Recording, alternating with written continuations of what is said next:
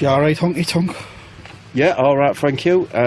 Here's an initial offer. Have you not got a name for me this week? Well, you've hit the nail on the head in a sense, because I've decided that I'm not completely happy with the names I've been calling, so I'm going to give you a little choice this week. Okay, well. So you can stick with Ronnie Hot Dog. Yep. Mr. Park and Ride. Oh. Nice, isn't it? Buttery Ken.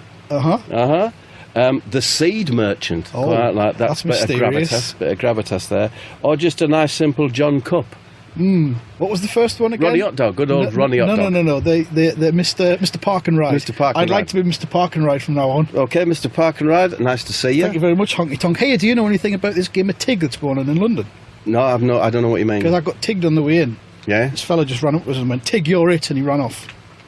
Do you know anything about that? I don't know anything about it. Do you want advice? I mean, I would just... Well, if you knew anything about it, I'd want advice, but if you don't, then... Well, my advice is if you want to contribute to the TIG game, right, do the same to someone else. Oh, so you pass it on. Pass it on. I'll do that later on the way back for me train later on. What a troubling first thing to say to me. Do you not know the rules of TIG? I didn't know there was a game going on. It's not happening in Sunderland. Oh, right. Hey, well, that's how it spreads, isn't it?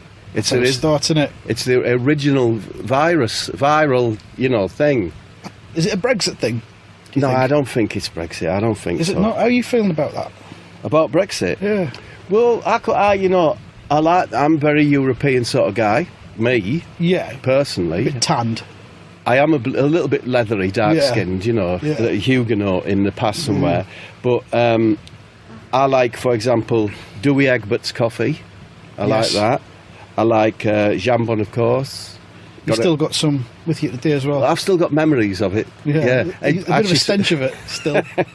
Do you know from your leathery flesh? I got on my phone. I got the receipt, the bill, the final settlement from the hotel, and there was something on it called disposition sur element or something. €50. Okay.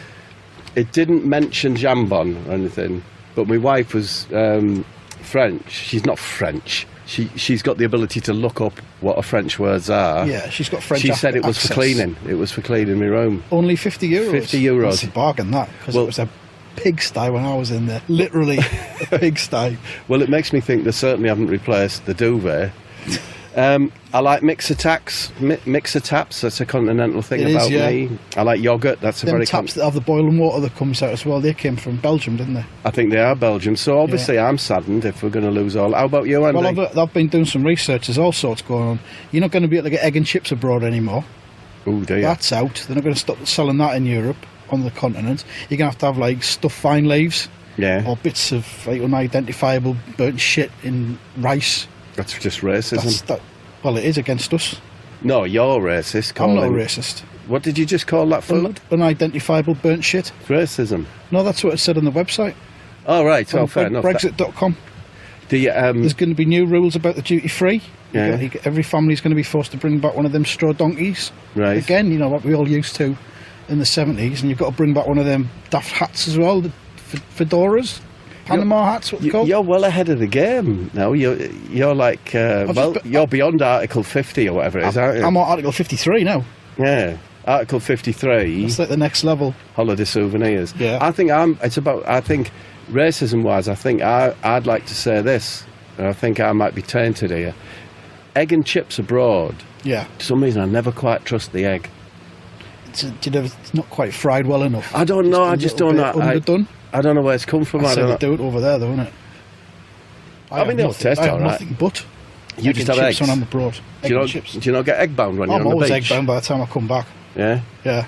Well, if you're picking, so how long? But when you go abroad, how long is it usually before you have a Todd? 7 nights. 7 nights. 7 nights away, and I don't Todd till I come back. Right. Yeah. Wow.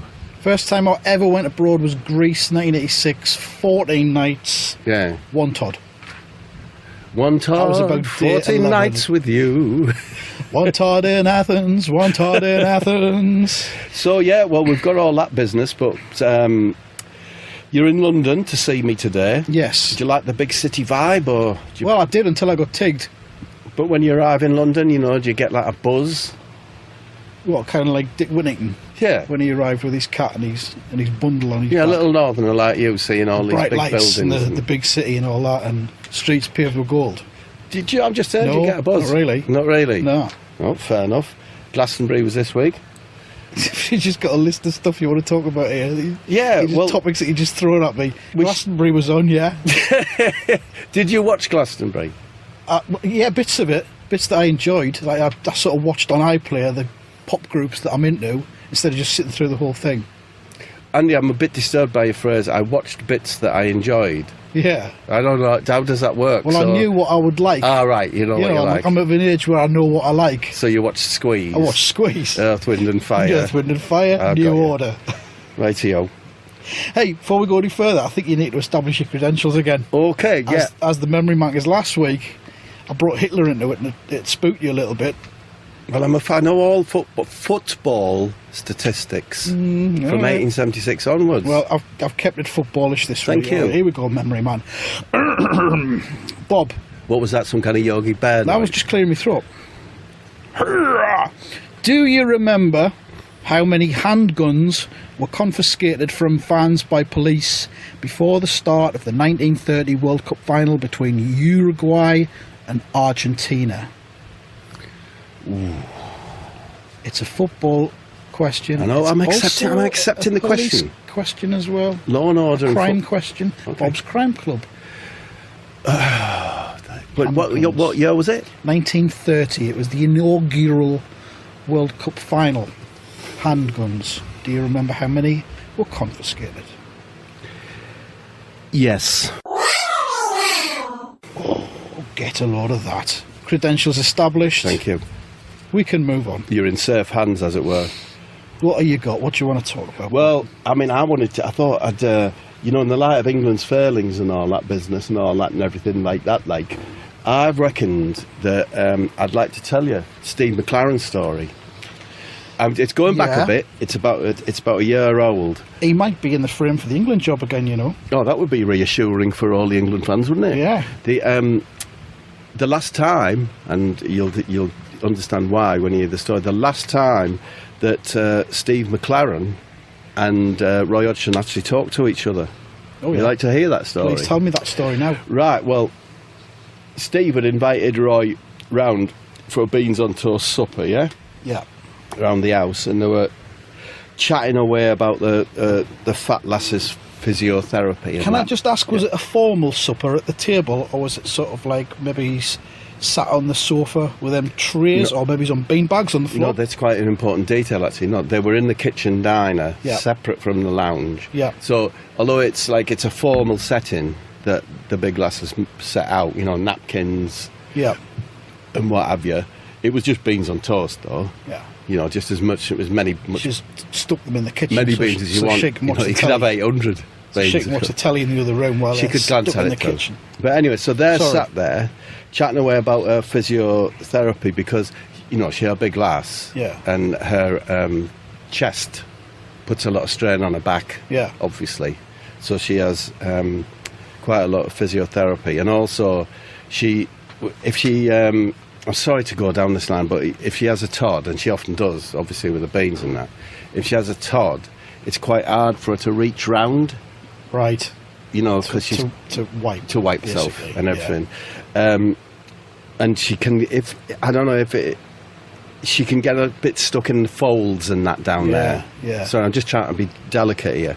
So she sometimes has to really strain, and if she's been very loose, she gets Steve up.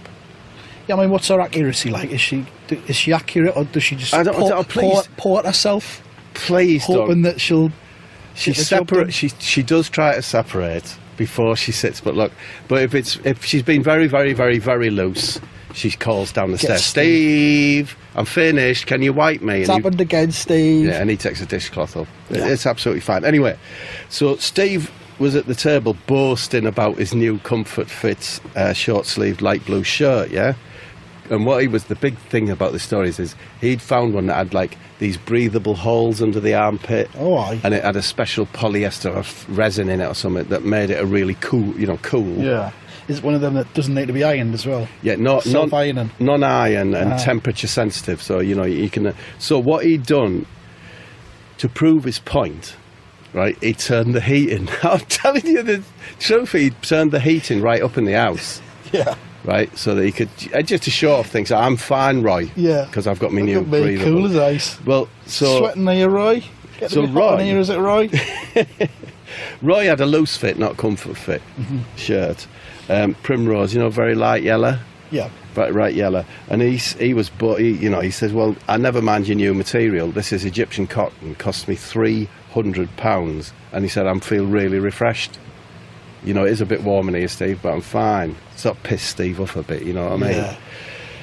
So anyway, they went in at the lounge after they'd had the beans. This is getting too long for you, Andy? No, it's intriguing. Okay, well, they went through to the lounge after they'd finished the beans to watch an old Poirot episode that Steve's got on tape. Yeah. His favourite one. And anyway, fat lass, gone upstairs. Suddenly the call comes that night. Steve, I finished. Can you wipe me? Right? So Steve has to nick off out the room. Now, Roy is really struggling with the heat, but he doesn't want to admit it. And he sees, you're going to be ahead of me in a minute. He sees that because he's made it, he's closed all the windows and everything, and he's put one of those like snake things across the door so no draft gets in or whatever. Draft excluder thing. So Roy, right, sees his chance, goes over, picks up the snake, what he thinks is the snake thing, draft excluder, picks it up to throw it over the settee, right? Just as he's at the top of the arc of his throat, it fucking spews, like its full length comes out of it, all over his shirt, all over Roy's face. Because of course, soon as the snake saw Roy, he thought it was a fucking massive owl. A primrose owl. Yeah, a predator. Spewed all over him. Anyway, I've been going on too long, so Steve comes down with his stinking dishcloth. And there's the snake on the floor behind the... I'm panting away. Spewed up. It's like half its size, now.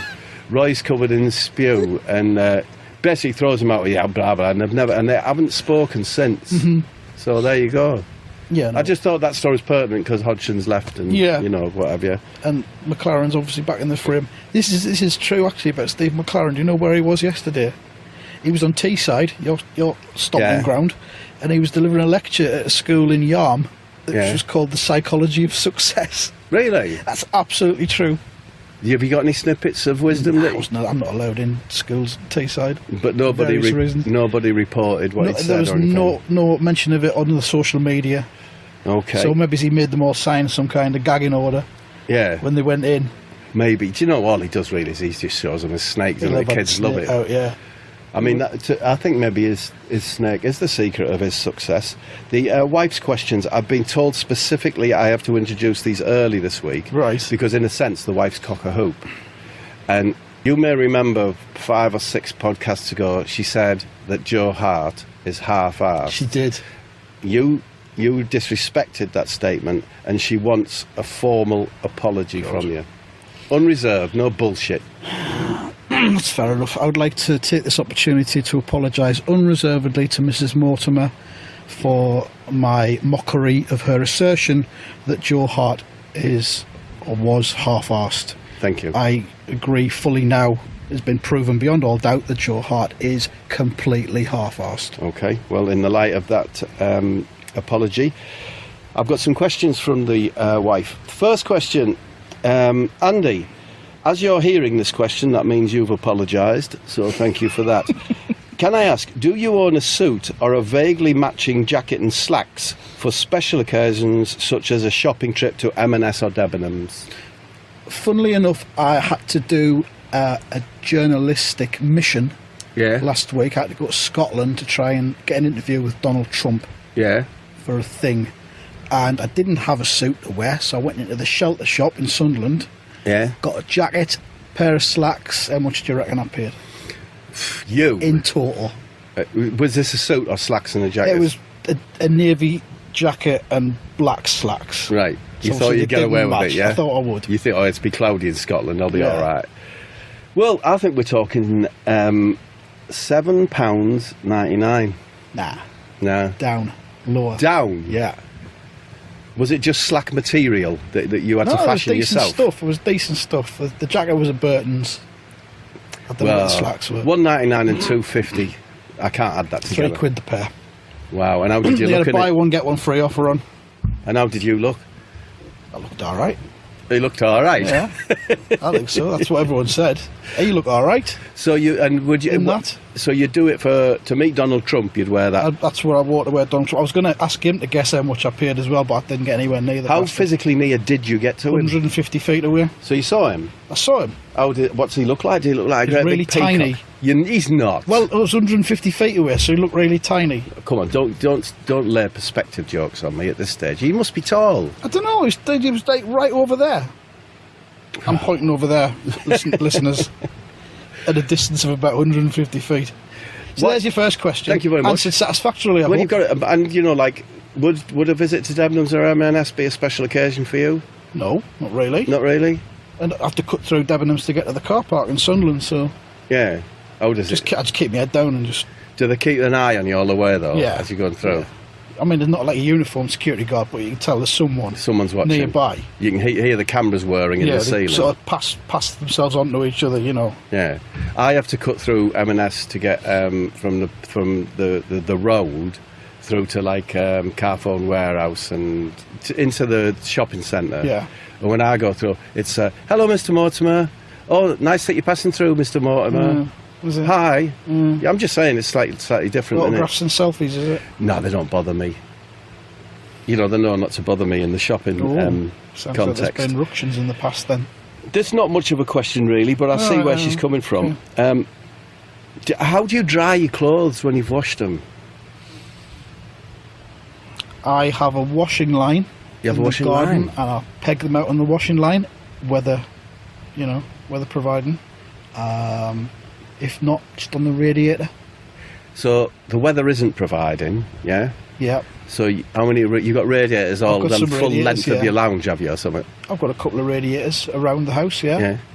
I've got more than 3 radiators. 3 radiators? But fewer than 15 radiators. So you've got you mainly wear what, sweatshirts? It's t-shirts and sweatpants mostly, yeah. Yeah. Okay, and what about, your air fryer? Air fryer, yeah. Could you dry your socks in that? Can you dry a pair of socks in that? You know what, I've never tried, but I think you could. Is it worth having a go? I don't know if it's going to cause the electrical short circuit. Would you like me to do that? But I wouldn't mind work, Send you the video. Or a pair of your smalls. No, not my smalls. I'll do one sock. Do a sock? As a compromise, I'll do one sock. It's interesting though, isn't it? I reckon you could, because it's just hot air. Exactly. As is much of this. So... observational comedy? I love it, right? And so I've been trying a bit. I thought you got to focus on a topic, haven't you, really? Yeah. Do you know what I mean? So what I focused on was shop. I've been in loads of shops. You're Asda man, aren't you? I am. I like Asda, do you, when you've made a successful purchase, do you ever tap your ass with your hand? Well, of course, yeah. Have you not seen everyone doing that? So when people come out of Asda, they're all tapping their ass? Yeah. Do you know what Tesco stands for? Please enlighten me. Good food at great prices. Oh, right. Yeah. So I thought I'd do some... I would say, I've got to do a joke for Andy. He prefers me jokes to me actual... I love the observational humour. So I was thinking, the Watergate thing. Yeah. So I'm surprised that happened, because you would have thought it would have evaporated. But it's shit, innit? Watergate, you thought it would have evaporated. I can see by your face that... Watergate? All right, so perhaps I have just illustrated why the best comedy is the observation comedy. So. I think that's what we've described. So I know it's last week. What I should be doing remembering things. Yeah. As well. That's so much part of it. Nostalgia's massive. Yeah, do you remember? Do you remember what's it? Do you know what I mean? And that sort of thing. So I've tried that line. See, not all making it all about brass hands and that. So, hey Andy, do you remember when all the kids had to play with was a plastic football, and it would get punctured with the brass hands? Do you remember that? That's good. Yeah.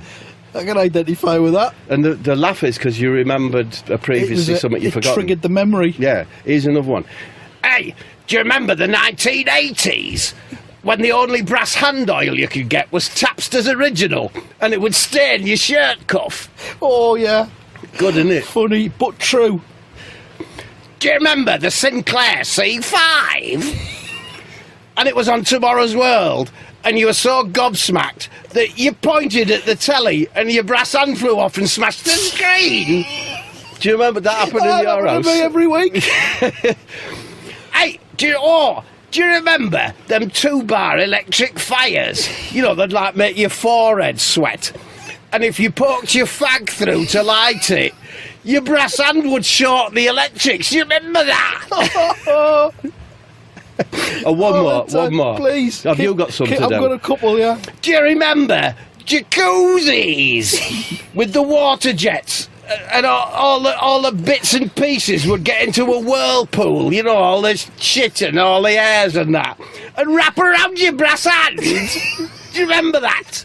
No, not really. Yeah, it's not so good, that one. The good stuff, that, though, isn't it? I'm on a similar sort of thing. Like, I've got...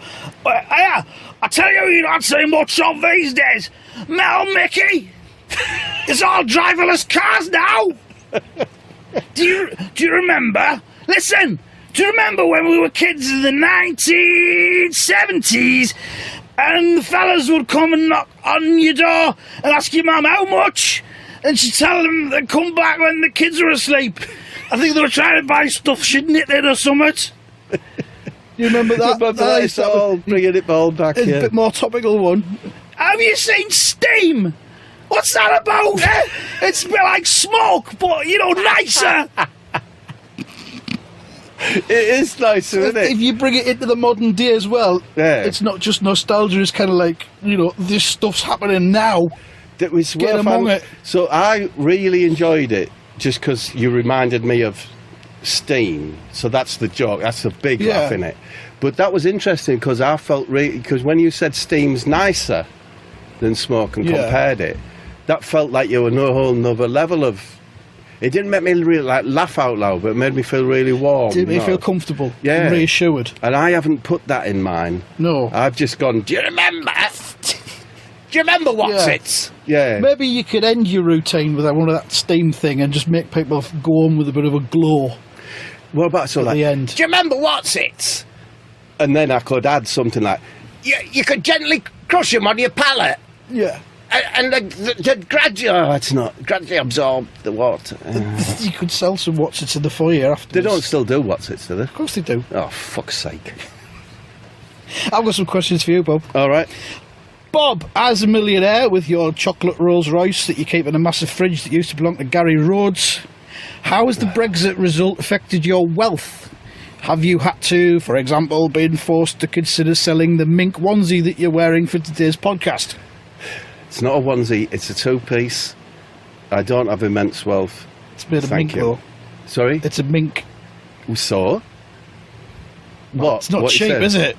A mink onesie or two-piece, whatever you call it. Yeah, it was a very special... They're not 10 a penny. It was Did you get it from the shelter shop? No, I'll tell you what. Do you want me to tell you where I got it? Tell us where you got it. It was a special gift from the alderman. Thank you. Next question.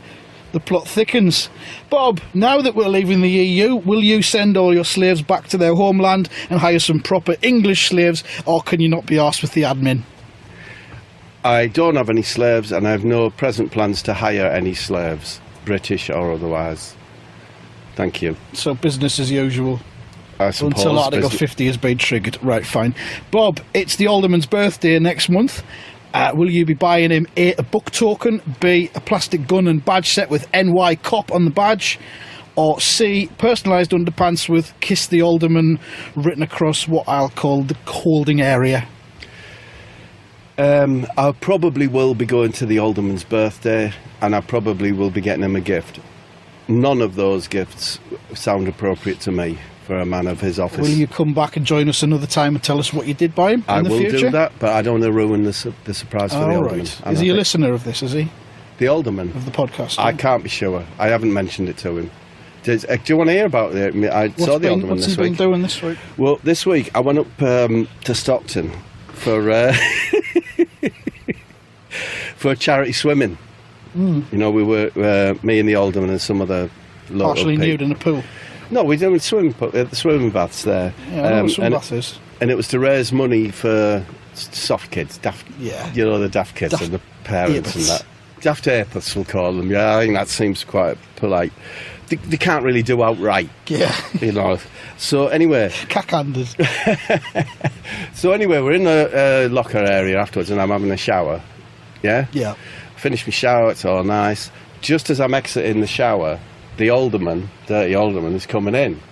Yeah. Yeah. And he stops me. Says, "Hello, Bob."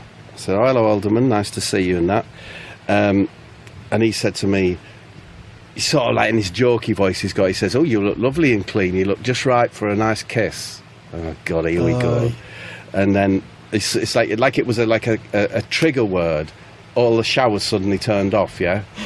And the mayor, the town planner, all his cronies and all them, they'd all came out of the showers as well. Yeah. Started saying, you know, kiss the alderman, kiss the alderman. And he goes, "No!"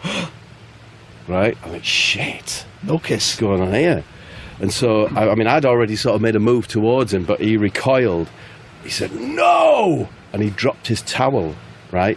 He says, "On my tattoo," he said. Oh! Yeah, and like on he's a big fella. And like on his flange, would you call it? The rowel, just above the hip. Yeah. Sort of thing. He's got a tattoo. Over. Got a tattoo of hot dog. Oh, aye. Right, just the sausage. Not the bun. Not the bun. No no. mustard. I think The that onions. that is the hot dog, isn't it? Or is the hot dog the old Yeah. bit? Well, it was just a sausage. Yeah. It was the hot dog It's sausage. definitely a picture. Yeah, of a nice tattoo, like a black, brown tattoo. And he winked at the town, the man, all that, and they changed it to "kiss the dog, kiss the dog, kiss the dog." So I got down and I give the hot dog a little peck and a lick and just got out with there, you know, as you do. Yeah. We'd raised quite a lot of money for the kids as well. That's the main thing. But did you raise awareness as well? I hope so, yeah. But funnily enough, the tattoo actually tasted of hot dog. Did it? Yeah, it made me really peckage. They can do all sorts these days with tattoos. can't they? Amazing. I wasn't Modern sated technology. until I'd had a hot dog. So Yeah. I kissed the alderman, Yeah. but in a rather unusual, quirky way on the hot dog. You seem to put yourself in a position every week where you have to kiss the alderman. It's almost as if you really like it. He's daft. He's a daft lad. It's just all a bit of fun, though, isn't it? Yeah. It's good for morale. Yeah. So I've kissed the alderman. I've kissed the alderman's hot dog. What next? Who knows? Who knows? Yeah. Tune in next week and find out. Have you got a song for us? You'd like a song Finish. now? Yeah, I want to you finish want to now. wrap it up now? I've had enough. Yeah. All right, I've got a song. What I would can I just explain? What I was going here for was like more of a party, sort of late night party vibe. Yeah. Really up. Lionel Richie dancing on the ceiling kind of thing. Oh, Thank you, Andy. Yeah. Exactly that Yeah. sort of vibe. Okay. Yeah. So here we go. Imagine synthesizers, dancers, and everything. Yeah, Okay, yeah. right. So it goes. Diddle-diddle-diddle-diddle. Bright colours, bright fucking lights, sexy ladies in expensive tights. Coca-Cola, banoffee pie. The kind of party you won't survive. For forest creatures, entry is free. But if you're human, it's 30p. Bright colours, bright fucking lights. You like? Tig, you're it. See you later, sucker. Oh, fuck's sake, he's tagged us.